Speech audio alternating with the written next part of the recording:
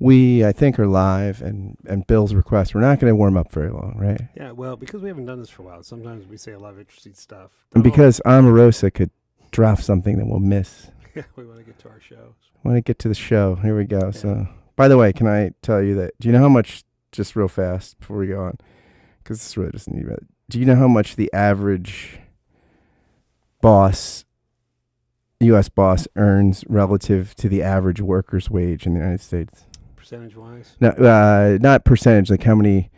I'll give you a hint. It's more and more, like exponentially. So think multiplied. How many times do you have to multiply the average worker's wage to get to the average boss's wage? 50 times? 312. Oh, my goodness. So there you go. Let the revolution begin. 3 cheers for income inequality. Wow. Wow. I feel like that's a lot of inequality. That is a lot of inequality. I mean, as inequality goes. Yep. But any other country, I mean, like, it's interesting. Like, John Oliver compares, like, the lottery to the way we think about the 1%. Like, because it's like, the lottery, you can't, the system's rigged. You're damn right it is. That's why it's going to be more awesome when I win. I mean, that's it. I mean, it's like, yeah. So it's fast. All right. I'm going to go live because we have a lot to talk about, and who knows? We've been offline for a little while. Is Facebook on? Should we be able Facebook is on. We have no comments yet. Let me just make sure that we're on, though. It looks like we've been on for 1 minute and 40 seconds. Right.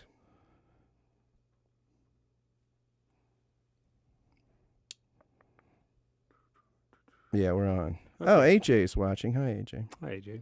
We have one viewer. That's good. I like that we have a viewer. All right, here we go. I'm going to record here.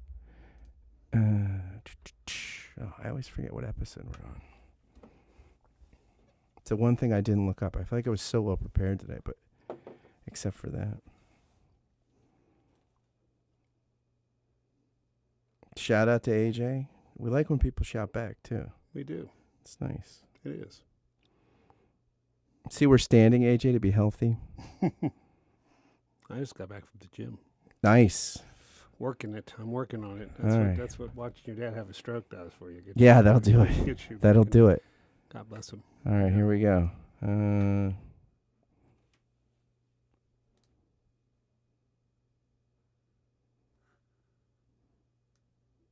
Welcome back to the show. This is episode 232, and I'm Scott Jones. And I'm Bill Bohr. And Bill, your dad is recovering from stroke. Thank you for your thoughts and prayers. So it's an uphill climb, but he's working at it. So yeah, I'm on the road a lot lately. So thank you for your thoughts and prayers. Many of you have sent my way. Yeah. Wow. Today, Aretha Franklin died. Yeah. Yeah. She was down to like 87 pounds. That's so cancer. Tragic. Yeah. I mean, we had a really sainted guy in our congregation. One of my former congregations get it. He looked like, at the end, he looked like St. Francis in Ecstasy, one of those paintings where he's just skin and bones. It's a nasty kind of cancer. Actually, my uncle's fighting it right now. But I think arguably the greatest singer across genres of certainly our time, my time. I think, if she would be in the conversation, it's hard to think of someone who would be better than her. When you say arguably, I feel like that diminishes because one could argue anything. I know, but I want to say, I mean, I'm not a music critic. I think that, who is the greatest singer? That's never stopped you before. Never. I'm trying to be more modified and I'm trying to be more fair and even-handed and not so quick to judge, but who was the economist? He wrote really to see the good in all things. He wrote Capitalism, Socialism, and Democracy or something. It's in the 50s. By the way, I'll get over this soon. I like the stage I'm in. He said that he set out to be 3 things: the world's greatest economist, the world's greatest lover, and the world's greatest horseman. And he said the horseman thing's not going so well. No, I like that. I find that. So it's Mitch. I actually real interesting editorial. I guess it was kind of an editorial, kind of a tributorial that was on the opinion op-ed of the New York Times about kind of the spirit, heaven and earth. I think it's called Aretha Franklin, Heaven and Earth, and the spirituality and the physicality of her music. So very, very. The choir and to sound. I'm going to sound something. I'm going to say something so. I don't know what the word is, beyond quaint. But I never talk this way. But the Heaven's Choir just got better. So yeah, can you imagine that? Her singing lead, Prince playing guitar, and Bach all keyboards. You think Ozzy Osbourne has a Are there rats? He doesn't make the lineup in hell.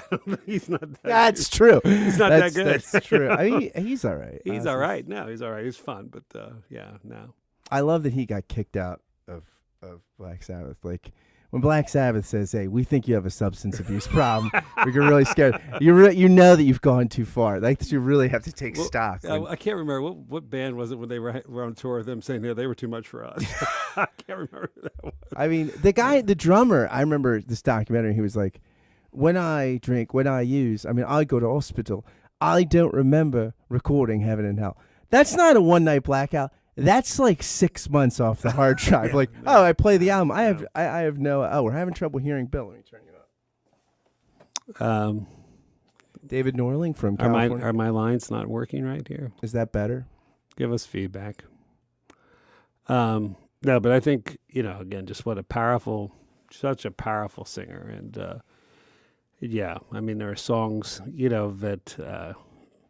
Other people wrote them, but when she sang them, they were hers. So yeah. So rest in peace, and it's kind of an interesting cultural moment. And I'm not even going to mention Omarosa, how I just did. But Madonna turns big disappointment on the video drop today. Madonna turned 60 this week.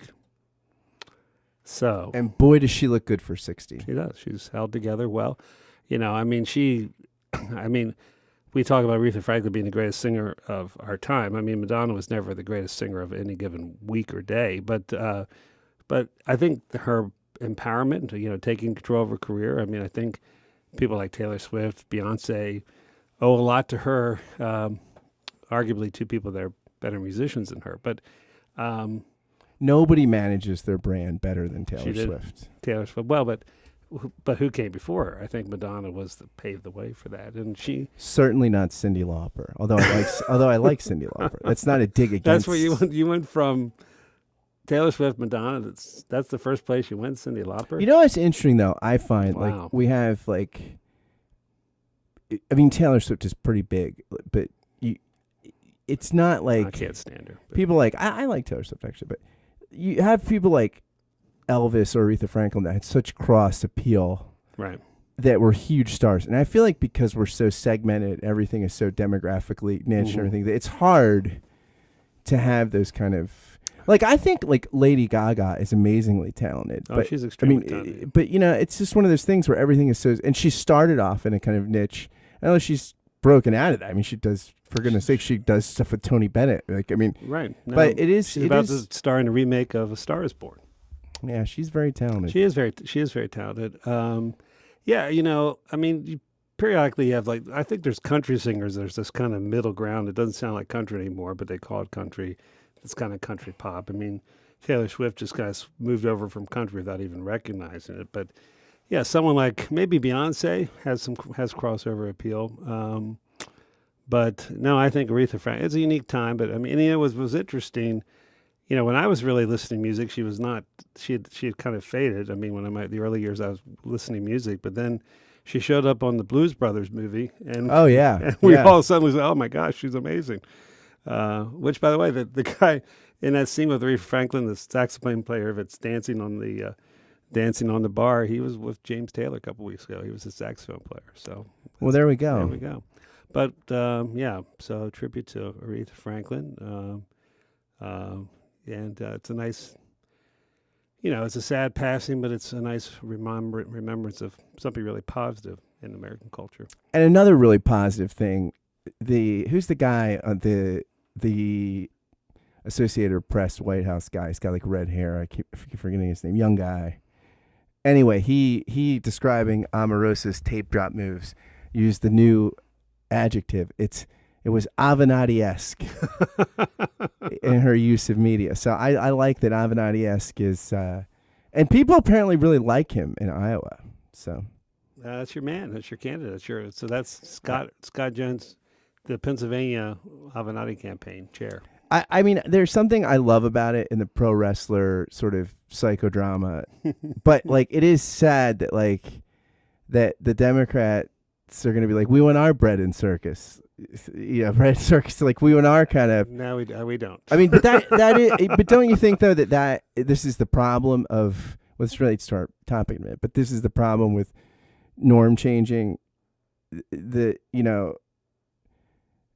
like to hear us talk about Black Klansman, and sorry to bother you. Yeah, we should see Black Klansman. I'm going to see that. I do want to see that. I heard the movie. The film is supposed to be awesome. I want to see that. Yeah, very much so.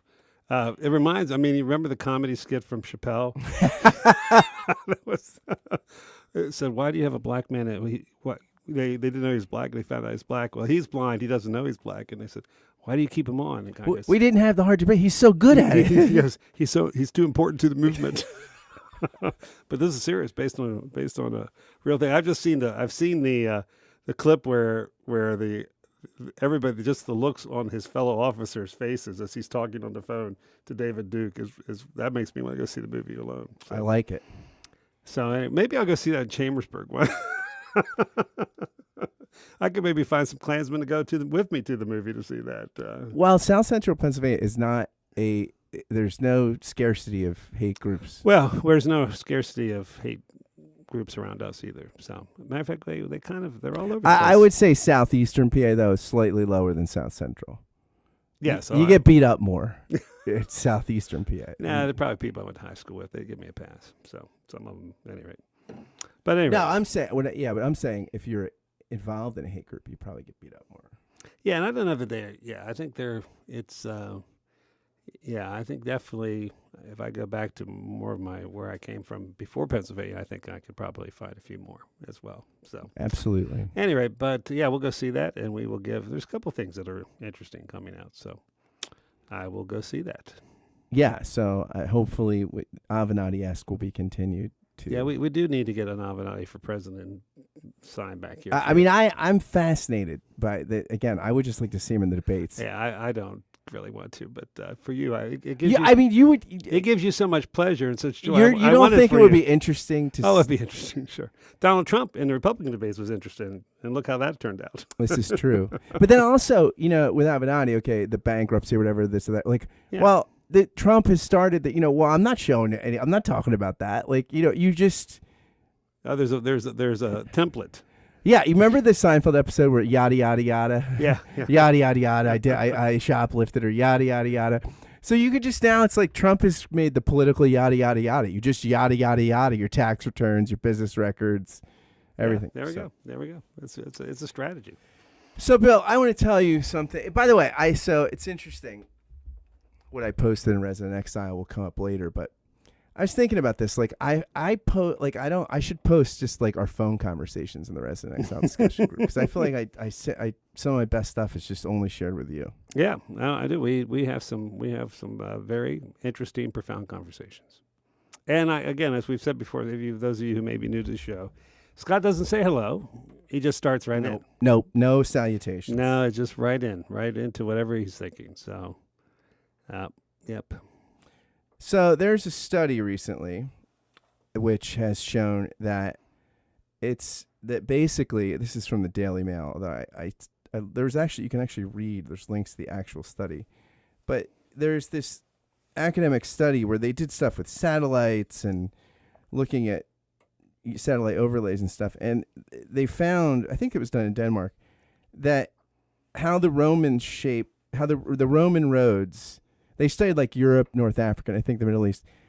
And it's remarkable how economic traffic today and sources of commerce fall along the Roman road structure. So especially in Europe, it's less in North Africa and the Middle East because of where camels and caravans start becoming more active. And so that the roads it's less conducive back then to productivity, and the infrastructure just was not ideal for certain parts of North Africa and the Middle East. But But the parts that it was conducive to, you see it there too, and you see it all over Europe. That you can actually see it because the Roman roads were so well, but you can actually still see them from satellite Right. pictures and stuff. So, and there are parts I think in England where you can still drive on them. I think. Yeah, I've seen them. I've been on them. I've walked on them. Yeah, it's pretty remarkable. so this is a lesson that the Chinese seem to understand, that infrastructure matters, Right. and we apparently don't understand in this country. No, the last time we understood it was during Dwight David Eisenhower's administration. Yeah, I mean that's And I amazing. think that was the last time we really, in terms of percentage of gross national emphasis, that was the last time we really did anything. Eisenhower, the socialist, who the top marginal tax rate was 89%. Yeah. And we built the interstate highway system and the middle class. I mean, GI Bill and other Right. things. Yeah. I mean, People were educated. That's what the explosion in college education was directly related to all that. Yeah. So, but we don't want to do that kind of stuff anymore. We don't want to make America great that way anymore. no, that's silly. That's naive. But it is interesting though. Like you look at modern other airports in other countries and just infrastructure and like it. It's amazing. You think about the lasting impact of infrastructure that was made millennia ago. Well, there was a one world kind of approach to things. I mean, there was at the height of the Roman Empire. I guess that's the height of the boundaries of the Roman Empire was during Hadrian's rule.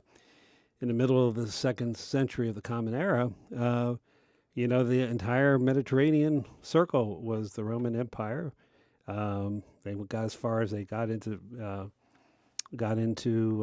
Persia, and then I think they got as close. They always try to keep the Germans on one side of the Rhine, the Germanic tribes. But if you look at a map of that was if you take away China, the majority of the world's population was under Roman rule. That's because they didn't have President Xi. But the interesting thing too was there was a sense where, and those trade routes were kept active when the various caliphates of the Islamic kingdoms and the different rules. I mean, they kept those North Africa, and those kept going, and then. And when the Europe, the Renaissances that began, the first one probably the 12th century, they incorporated the that structure. What's really interesting now, within a couple hundred years of the fall of the Roman Empire, like people in Western Europe would look at the aqueducts and look at the roads, but they didn't remember the technology. They couldn't do it anymore. Well, I'll tell you. We should study the plans for the zombie apocalypse because. But is that? I mean, that's kind of we think we have this sense of forward progress and that, or we're remaking things every generation. But this is obviously there are patterns that are set that go on well beyond from generation to generation, and also there is collective memory loss of civilization. We know it's happened a couple of times. It happened. How much do you think daily? In this country, how much collective memory and civilization do you think we lose per day? we should have the doomsday clock inverted. Keep going down. Unfortunately, I think a lot. I mean, there was an interesting article recently I reprinted, I think, on the Resident Exile site, Facebook page about the lack of history. There's a direct correlation to the fact that history is taught poorly, and some of the things that are going on in our society right now. Well, I don't dispute that. Yeah. So what's the implications here, other than other than when I drive around Bucks County, the roads here suck.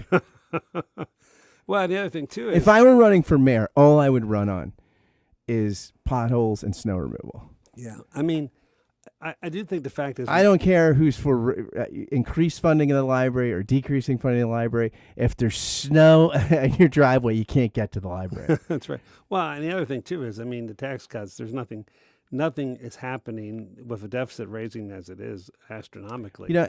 Among industrialized nations, I think the top 40, we're 38th in tax revenue. And so there's this article in The Atlantic or something. It's written by a Canadian. He's like, look, I'm not saying Canada doesn't have problems. We do. But one of the things, when we need infrastructure, that we have the money to do it. And the United States, for our wealth, it has such a low tax base relative to our wealth that this is why things are. It's interesting, too.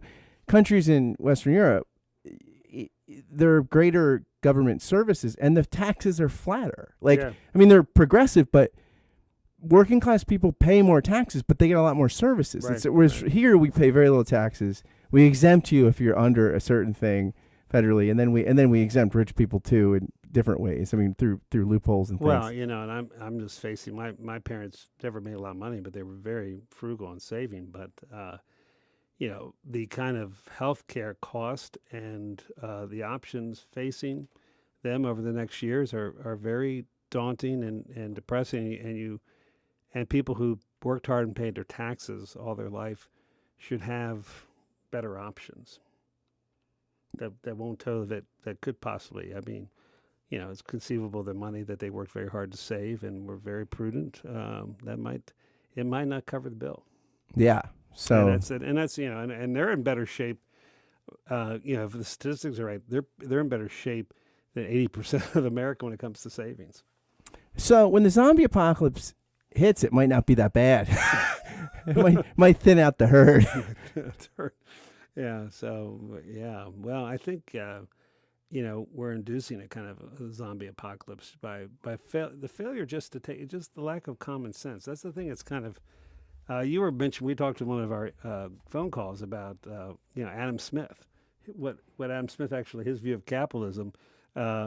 And the idea of responsibility that's involved with. Oh gosh, yeah. I mean, and, yeah. And matter of fact, ironically, if you read Adam Smith out loud, people would call him a socialist in some circles. One of my listeners for that Give and Take interview sent that guy who wrote that book, Redeeming Capitalism. I sent it to my conservative friends. He said, "Hey guys, if you don't want this country to go socialist, you better start redeeming capitalism." Which I thought was pretty funny. Yeah, no, but yeah, it's just a kind of social Darwinism now, and you know, it's funny thing. I was just listening to Philosophize This on Michael Foucault. I was brushing up. Ah, yeah, I haven't listened to that one yet. I listened to one before that. The one on logical positivism was awesome. Yeah, I listened to that one, but it's not a bad reminder of where we're at right now. You know, in terms of it's funny. Trump's the worst of both modernity and postmodernity at the same time. If you stop and think about some of the kind of the. What about pre-modernity? Well, I mean, Foucault thinks it's just those are our two options. We got to go. Yeah, I'm just saying. I mean, would they think he was shitty in pre-modernity too? Like, what culture would he be upstanding? I think in the decline of the Persian Empire. Maybe. Yeah. Not during the good Persian Empire. Yeah, not like not the early ones, but I think he could have been, Ataturk. He would have fit in the decline of the Persian Empire. All right, Yeah. fair. Yeah, that's the first one. One other time, I guess. Who was it? Jeff, guy just retired from UVA. Our friend, professor, we did the Virginia thing with. He was down to Virginia, when they in Charlottesville. Oh. Jeffrey Pugh. Yeah, Jeff Pugh. He and I were going back and forth Facebook. He called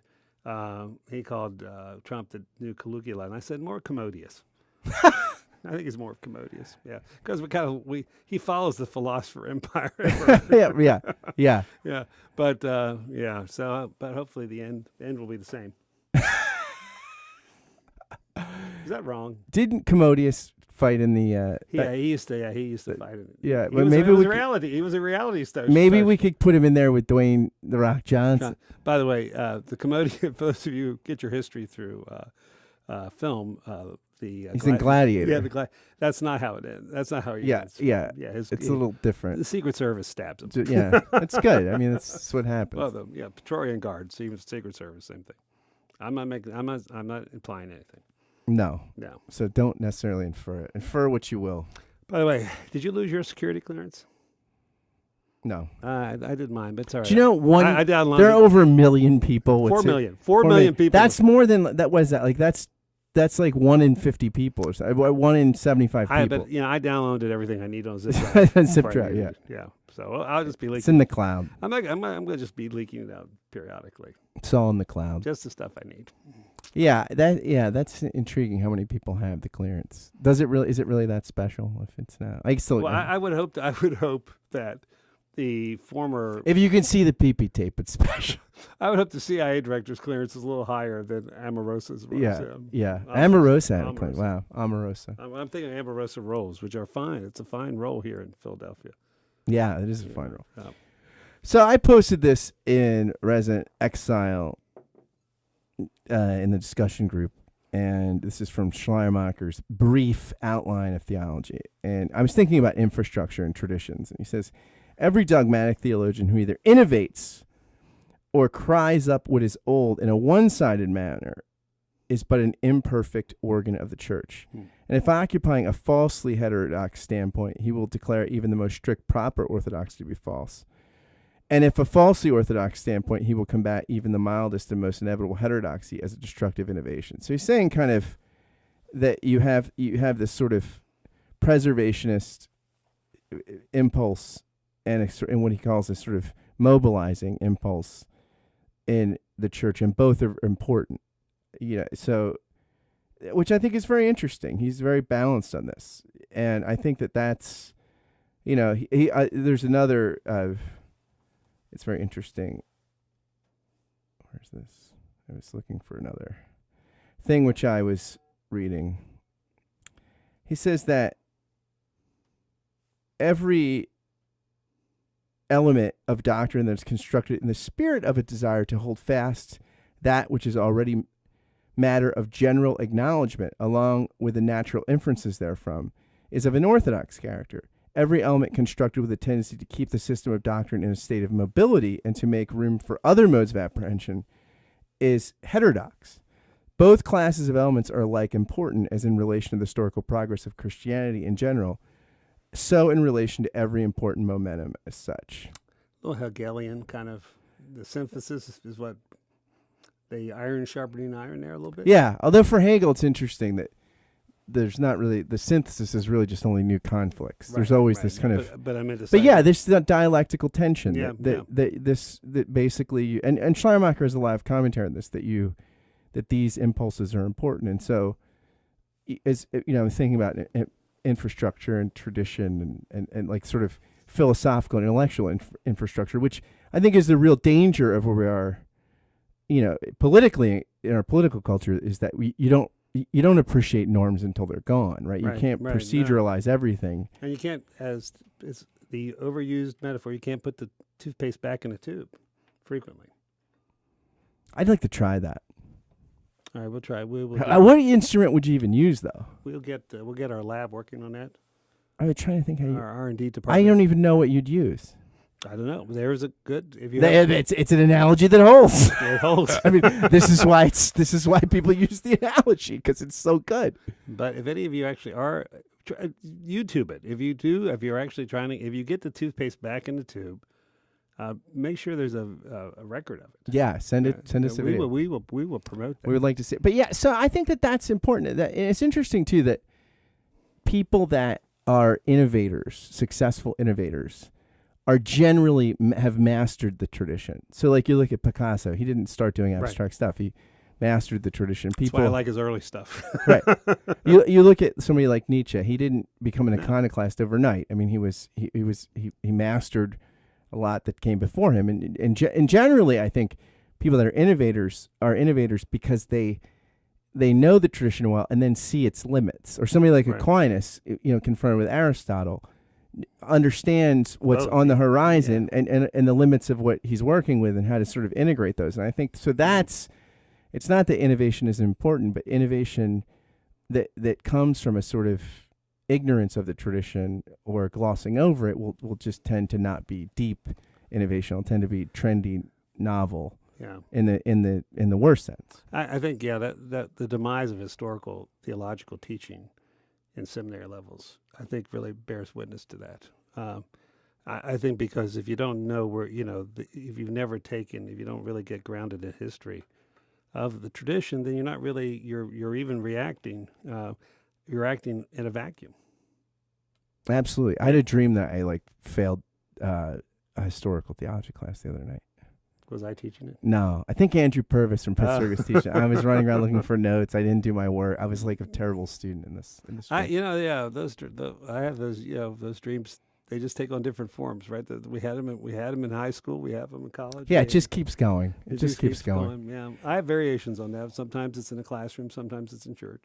Yeah. So I was thinking of innovations that are, by Schleiermacher's definition. I said this to you, by the way, when you came in. I was like, if I was doing the theological exams again, like an ecclesial exam, I would want Schleiermacher examining me because I think he would be outstanding at that. But it's thinking of, for instance, the suffering of God, right? That is an innovation, a modern innovation. It's still being debated. I mean, there are still very smart people that argue against what's called paterpassianism. Does the Father suffer? Now, there's a kind of very heretical view that the idea that the Father and the Son are really just the same, and modalism, right? Kind of modalist, but the idea that the more orthodox formulation, which some would still say is heresy, is something you'd find in Barth and Moltmann and Bonhoeffer and Catherine Lacuna and other people that actually the Father suffers in his own way while the Son's on the cross. That the Father's,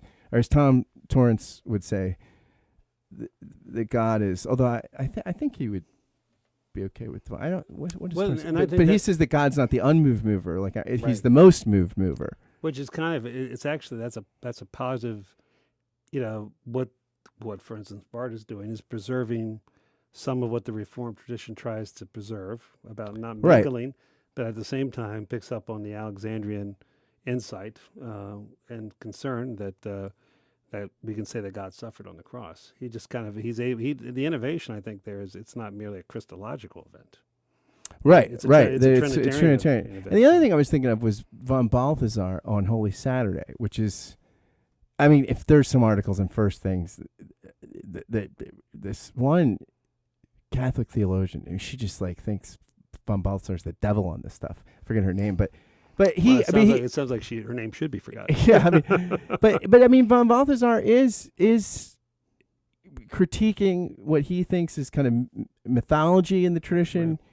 And trying to really think about Holy Saturday Christologically, and part of being Christ for us. So instead of Jesus being a superhero and sort of letting, like Zorro, like unchaining the doors of people in Purgatory in Hades or something, that actually he's dying the spiritual death. I like my Jesus as Zorro. I like my Jesus as Zorro.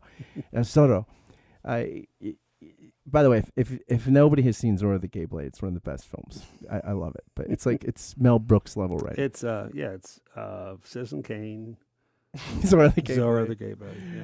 But I think those things are important, and so I think, and again, in culture, theologically thinking, like the significance of maintaining infrastructure is huge, and again, that's not to be sort of to repristinate or just be merely preserved. I think Schleiermacher is right. For any kind of dynamism, the God is the God of the living, not the dead. And so living things evolve organically. And so there always will be change. And yet that change, if it's going to be organic, will always continue the past. That will, it won't be a freakish sort of transmutation kind of thing. It'll be an organic unfolding. Yeah, I mean, I think one of the things that, we were talking about structuralism, post-structuralism, things like that. I think at some levels all that empowers the phrase "the Word became flesh" even more so, because the flesh part of it, reminds us that this is a here and now. This is something that has to be done in real time. So we can't pretend our time is not going on. I think a lot of stale orthodoxy. It pretends like it's like the faith has been unchanged. So it pretends like, okay, we're Westminster Catechism, and we're just like we haven't changed. Well, of course you have, because it's not. It's not. I hate them. What did Charles Hodge say? There's not a new thought at Princeton Theological Seminary in the 19th century. Like, it was just repristinating this kind of. That was true. That was true when it came to the registrar's office. Any of us ever had to deal with that. But but I think this idea that you just the very fact the way the words change meaning, even when you're with the Westminster divines, even how they said it, when you say it in the 21st century, the words are different. This idea of the enfleshed, the living Word, the mystery of the Word, but that the Word is God and the Word was with us. I mean, I think that the mystery as well as the concrete nature of it, I think that's the power of why Christianity, at its best, is reformed and being reformed. It's incarnating and reincarnating in the best sense of that, because God is constantly with us and constantly encountering us. And so, one of the things when I think people, and on a practical level, when people think, okay, we got to find a new way to do church, I always kind of laugh at that. I said, because for me, if you just be the church, then you can kind of navigate. The problem is not that we need new methodologies, because we always do. You have to constantly change. Smoke machines. I'm for smoke machines. Oh my gosh, that's one of the funniest conversations I ever had with staff, who only worked with me for a while. But they had a church he came from. They had a smoke machine during communion. I said, well, why? Because it's cool. Incense, man. No, he didn't even make the incense argument. He didn't even know enough. It was cool, like with certain kind of '80s rock. Like, I mean, I think it's not contextual anymore. Its window for being cool has passed. I think. Yeah.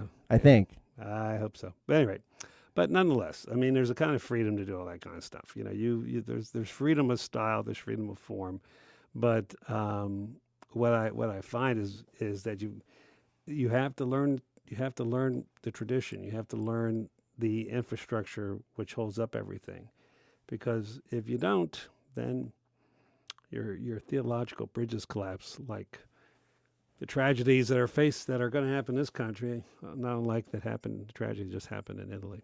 Yeah, you're gonna walk before you run. God bless.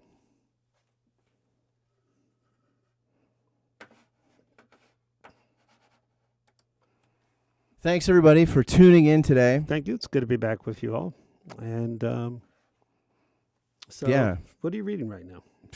It's always a question. I read a lot of interesting things. I'm still reading that. Well, that Washington biography is like 900 pages I'm working through. It's really good, though.